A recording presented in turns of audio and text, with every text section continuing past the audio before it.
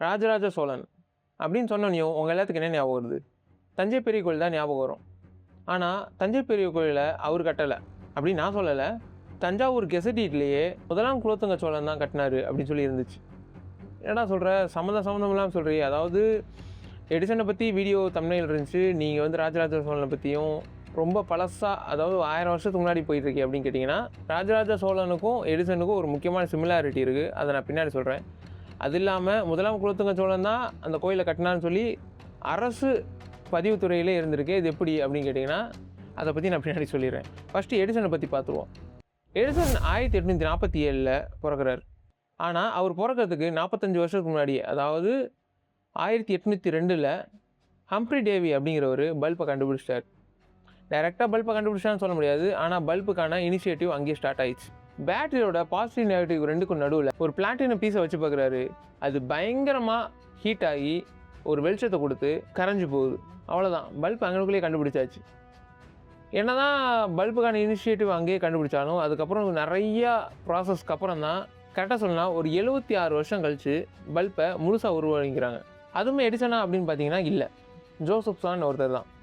ஏன்னா 1802 Humphrey Davy அந்த பல்புக்கான initiative உருவாக்கியிருந்தார் இல்லையா, அதுக்கப்புறம் ஒரு 4 வருஷம் கழிச்சு கார்பன் பீஸை வச்சு பல்பை எரிய வைக்க ட்ரை பண்ணால் ரொம்ப நேரம் எரியுது, அதாவது சில நிமிடங்கள் எரியுது அப்படின்றத கண்டுபிடிக்கிறார். அதுக்கப்புறம் சரியாக சொல்லணும்னா ஒரு 75 வருஷம் கழித்து யூஎஸ்ஏல கிடையாது, யூகேல ஜோசப் ஸ்வான் அப்படிங்கிற ஒரு பல்புக்கான முழு உருவத்தை கொடுக்குறாரு. அது எப்படி அப்படின்னா, ஒரு கண்ணாடி குடுவைக்குள்ளே 2 பாசிட்டிவ் நெகட்டிவ்க்கான பவர் கொடுக்கறதுக்கு நடுவில் கார்பனைஸ்டு காட்டனை வைக்கிறார். ஏன் கார்பனைஸ்டு காட்டன் அப்படின்னா, கார்பன் பீஸ் எரியுது, ஆனால் கார்பனைஸ்டு பண்ண சில பொருட்கள், அதாவது பேப்பர், பஞ்சு, திரி, இதெல்லாம் வைக்கிறப்போ கொஞ்சம் டைம் அதிகமாக எரியுது. ப்ளஸ் ஓப்பன் ஸ்பேஸில் எரியதை காட்டிலும் வேக்கம் பண்ண ஒரு க்ளோஸ் சர்க்கிள்குள்ளே நல்லா எரியுது அப்படிங்கிறதையும் கண்டுபிடிக்கிறார்.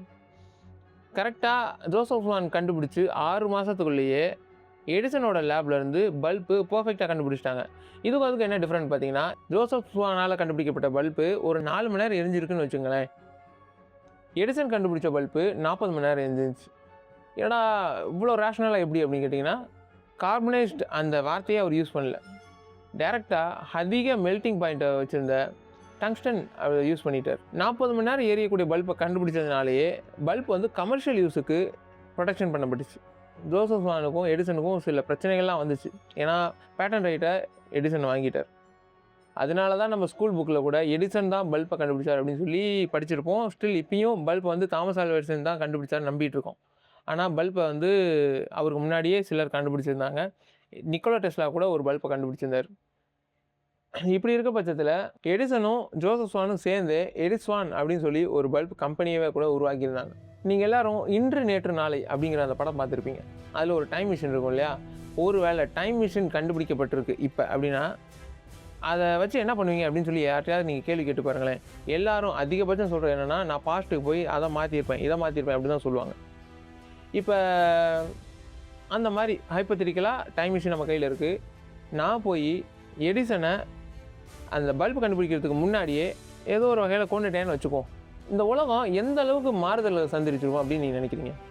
அதாவது எடிசன் இல்லாத உலகம் எப்படிலாம் இருந்திருக்கும் அப்படின்னு ஒரு சின்ன கற்பனை. எடிசன் வந்து அவரோட 29வது வயசில் ஒரு லேபை க்ரியேட் பண்ணுறாரு. அதுதான் உலகத்தோட ஃபஸ்ட்டு இன்வென்ஷனுக்கான லேபாக இருந்துச்சு. அதில் கிட்டத்தட்ட ஒரு 25-30 பேரை ஒன்றா சேர்த்து, அதாவது இவர் மாதிரியே மென்டாலிட்டி உள்ள ஏதாவது கண்டுபிடிக்கணும்னு ட்ரை பண்ணிகிட்டு இருக்கவங்க எல்லாத்தையும் ஒன்று சேர்க்குறாரு. அதனால தான் பல்பு கண்டுபிடிச்சி, அதாவது யூகேல கண்டுபிடிச்சி கரெக்டாக 6 மாதத்துலேயே ரொம்ப அதிக டைம் எடுத்து எரியக்கூடிய பர்ஃபெக்டான பல்பை கண்டுபிடிக்க முடியுது. காரணம் என்னன்னா, நிறைய பேர் அவங்களோட டீம் ஒர்க்கு தான் அது காரணம். அப்போ அதில் நிக்கோலா டெஸ்லாவும் இருந்தார். அதனால தான் 1000க்கும் மேற்பட்ட கண்டுபிடிப்புகளை அந்த லேபில் கண்டுபிடிச்சாங்க. இன்னும் சொல்லப்போனால் 1093 யூஎஸோட பேட்டன் ரைட் மட்டும் இவங்க வாங்கி வச்சுருந்தாங்க. எல்லாத்தையுமே வந்து எடிசன் தான் கண்டுபிடிச்சான்னு சொல்ல முடியாது, அவரோட லேபில் கண்டுபிடிச்சாங்க அப்படின்னு தான் சொல்லணும். ஆனால் அவர் பேரெல்லாம் பேட்டன் ரைட் வாங்கப்பட்டுச்சு. என்டர்டெயின்மெண்ட் அப்படின்னு சொன்னாலே மியூசிக், வீடியோஸ், இது 2 தான் நம்ம சொல்லுவோம். அதாவது ஒரு மூவி இல்லைனா ஒரு மியூசிக் கேட்குறது அப்படின்னு வச்சுக்கோம். எடிசன் லேப் உருவாகாமல் இருந்துருந்துச்சுன்னா இது 2மே இருந்திருக்காது. அதாவது மேபி இருந்திருக்கலாம், ஆனால் ரொம்ப வேறு மாதிரி இருந்திருக்கும். எப்படின்னு சொல்கிறேனே, உலகத்தோட ஃபஸ்ட்டு ரெக்கார்டர் அதை கண்டுபிடிச்சது பார்த்தீங்கன்னா எடிசனோட லேபில் தான். அதோட பேர் பார்த்தீங்கன்னா போனோகிராஃப். நீங்கள் ஏதோ சொன்னீங்க, ஆனால் என் காதில் இது ராங்காக விழுந்தது. நீங்கள் சரியாக தான் கேட்டீங்க. போனோகிராஃப் அது என்னென்னா ஒரு ரெக்கார்டிங் டிவைஸ். இன்ஸ்டண்ட்டாக ஒரு விஷயத்தை, அதாவது ஒரு வாய்ஸை ரெக்கார்ட் பண்ணி உடனே அதை ப்ளே பண்ணியும் பார்த்துக்கலாம். ஒரு சிலிண்ட்ரிக்கல் ஷேப்பில் இருக்கும். அது பார்த்திங்கன்னா நம்ம பேச பேச நம்ம வாய்ஸில் இருக்க அந்த அதிர்வலைகள் அப்படியே ட்ரா பண்ணி திருப்பி ரீவைண்ட் பண்ணி நம்ம ரிவர்ஸில் சுற்றுறப்ப அது அப்படியே நமக்கு சவுண்டாக கேட்கும். அதுதான் பின்னாட்களில் ரெக்கார்டிங் டிவைஸாக வந்து 90s கிட்ஸுக்கெலாம் தெரியும். டேப் ரெக்கார்டர்னு சொல்லி ஒன்று இருந்துச்சு. அதில் வந்து ஒரு பட்டன் இருக்கும், அதாவது ரெட் கலர் பட்டன். அதை கிளிக் பண்ணால் தான் வாய்ஸ் ரெக்கார்ட் ஆகும். நம்மளோட வாய்ஸை நம்மளே ரெக்கார்ட் பண்ணி ஃபஸ்ட் டைம் கேட்குறப்ப பயங்கர எக்ஸைட்மெண்ட்டாலாம் இருந்திருக்கும்.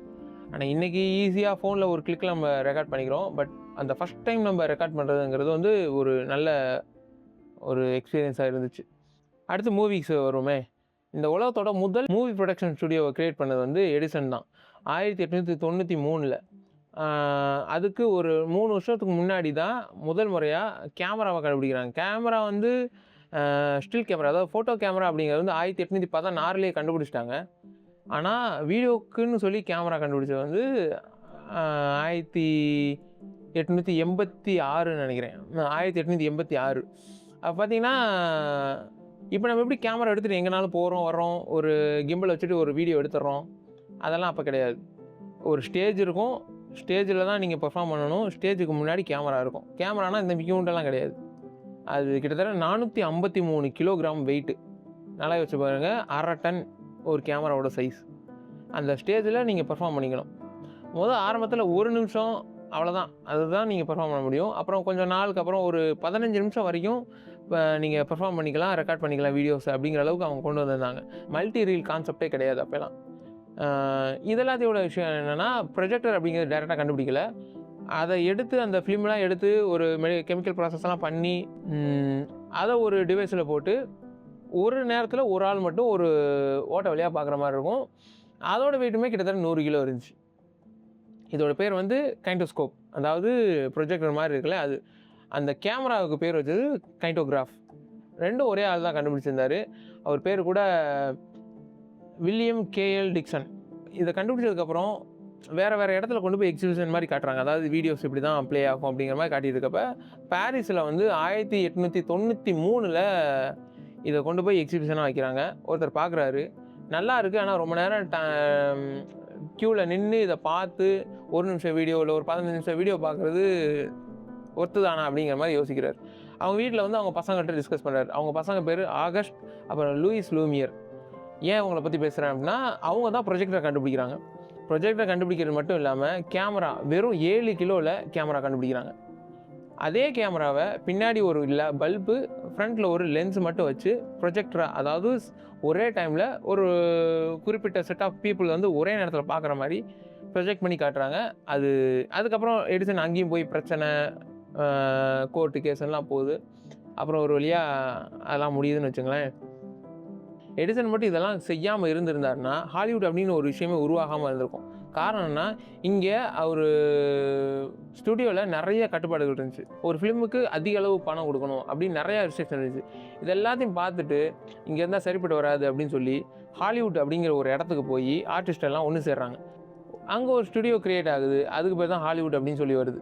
அந்த ஹாலிவுட் உருவாகிறதுக்கு ரொம்ப முக்கியமாக இருந்த 2 பேர் யாருன்னு பார்த்தீங்கன்னா, பாராமவுண்ட் பிக்சர்ஸோட ஃபவுண்டரான அடால்ஃப் ஜுகோரும், கார்ல் லெம்லே அப்படிங்கிற யூனிவர்சல் பிக்சர்ஸோட ஃபவுண்டரும் தான் முக்கியமானவங்களாக இருந்திருக்காங்க. இன்னொரு விஷயம் என்னென்னா, ஹாலிவுட் அப்படிங்கிற ஒரு விஷயம் இல்லாமல் இருந்துச்சுன்னா நைஜீரியா, இந்தியா மாதிரியான ஊர்களுக்கெலாம் திரைப்படம் அப்படிங்கிறது ரொம்ப லேட்டாக தான் வந்திருக்கும் அப்படின்னு சொல்கிறாங்க. நம்ம கடைசியாக இந்த விஷயத்துக்கு வருவோம். அதாவது ராஜராஜ சோழன் தஞ்சாவூர் கோயிலை கட்டலை அப்படின்னு நான் முன்னாடி சொல்லியிருந்தேன் இல்லையா? ஆமாம், 1863 தஞ்சாவூர் கெசடீடில் முதலாம் குலோத்துங்க சோழன் தான் 1080 இந்த கோயிலை கட்டினாருன்னு சொல்லி பதியப்பட்டிருக்கு.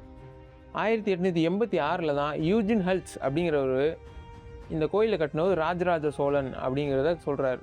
அவர் எப்படி அதை சொல்கிறார் அப்படின்னா, இங்கே கல்வெட்டியலாளர் அப்படின்னு சொல்லி நிறைய பேர் இருந்திருப்பாங்க இல்லையா? அதில் ஒருத்தரான வி வெங்கையா அப்படிங்கிற ஒருத்தரை அசிஸ்டண்ட்டாக வச்சுக்கிட்டு எல்லா கோயில்களும், அதாவது தமிழ்நாட்டில் எல்லா கோயில்கள்லையும் என்னென்ன கல்வெட்டு இருக்கோ அதெல்லாம் படிக்க ட்ரை பண்ணிகிட்டு இருக்கப்ப தஞ்சாவூர் பெரிய கோயில் பயங்கர ஒரு இன்ஜினியரிங் மார்வலாக இருக்குது. ஸோ அதை பற்றி நம்ம ஆராய்ச்சி பண்ணுவோம்னு பார்க்குறப்ப அங்கே இருக்கிற லோக்கல் பீப்புள்ஸை கேட்குறப்ப இதை யார் கட்டினானே தெரியலன்னு ஓப்பனாக சொல்லிட்டாங்க.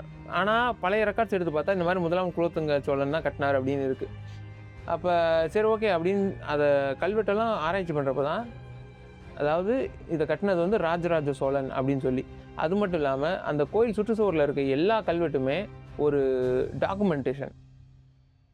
அதுக்கு முன்னாடி மக்கள்கிட்ட கேட்டிருந்தா இதெல்லாம் வந்து ஏதோ புராண கதைகள் அப்படின்ற மாதிரி நம்பிட்டு இருந்திருக்காங்க. ஆனால் அது எல்லாமே ஒரு டாக்குமெண்டேஷன். கோயில் ஆரம்பித்த நாள்லேருந்து முடிக்கிற நாள் வரைக்கும் யார் யார் என்னென்ன வேலை பார்த்தா, யார் யார் என்னென்ன உதவி பண்ணா அப்படிங்கிற எல்லாத்தையும் கல்வெட்டாக பறிச்சிருக்காங்க. இந்த டாக்குமெண்டேஷன் ப்ராசஸ் மட்டும் அவங்க பண்ணாமல் வச்சுருந்துருந்தா இன்றைக்கும் நம்ம என்ன நினச்சிட்டு இருந்துப்போம்னா முதலாம் குலோத்துங்க சோழன் தான் இந்த கோயிலை கட்டினார்னு நினச்சிட்டு இருந்திருப்போம். ஸோ 1000க்கும் மேற்பட்ட பேட்டன் ரைட் வாங்கின தாமஸ் ஆல்வா எடிசன் தான் பல்பை கண்டுபிடிச்சார்னு இன்றைக்கி நம்ம நம்பிட்டு இருக்கோம் இல்லையா? ஆனால் 1000க்கும் மேற்பட்ட பேட்டன் ரைட் அவர் பேரில் இருந்திருந்தாலும் 1000 கண்டுபிடிப்புகளை அவர் பண்ணலை. அவரோட லேபில் அவர் கூட இருந்த மற்ற சயின்டிஸ்ட் சேர்ந்து பண்ணது தான். அவர் பர்ஃபெக்டாக டாக்குமெண்டேஷன் பண்ணிட்டார், அதாவது பேட்டன் ரைட் வாங்கி வச்சுக்கிட்டார்.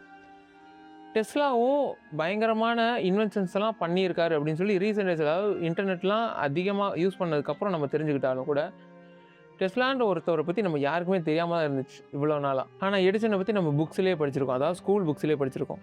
ஸோ டாக்குமெண்டேஷன் ப்ராசஸ் பண்ணாமல் விட்டதுனால தான் டெஸ்லா வந்து அவரோட கண்டுபிடிப்புகள்லாம் எதையுமே வந்து ஒன்றுமே பண்ண முடியாமல் போச்சு.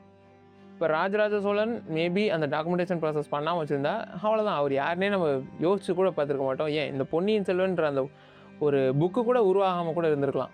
என்னதான் வரலாற்றில் மிகப்பெரிய அரசர்கள் இருந்தாலும் ராஜராஜ சோழனை தான் நம்ம பயங்கரமாக ஒரு க்ளோரிஃபை பண்ணிட்டு இருக்கோம். காரணம்னா உண்மையாலே அவர் ஒரு பெரிய விஷயத்தை பண்ணிட்டு போயிருக்கார். அவரை விட பாண்டிய மன்னர்கள் நிறைய விஷயம் பண்ணியிருக்காங்க. அவங்களாம் டாக்குமெண்டேஷன் ப்ராசஸ் பண்ணதை பாதி அழிச்சிட்டாங்க, நிறைய விஷயம் இல்லாமலும் போயிடுச்சு.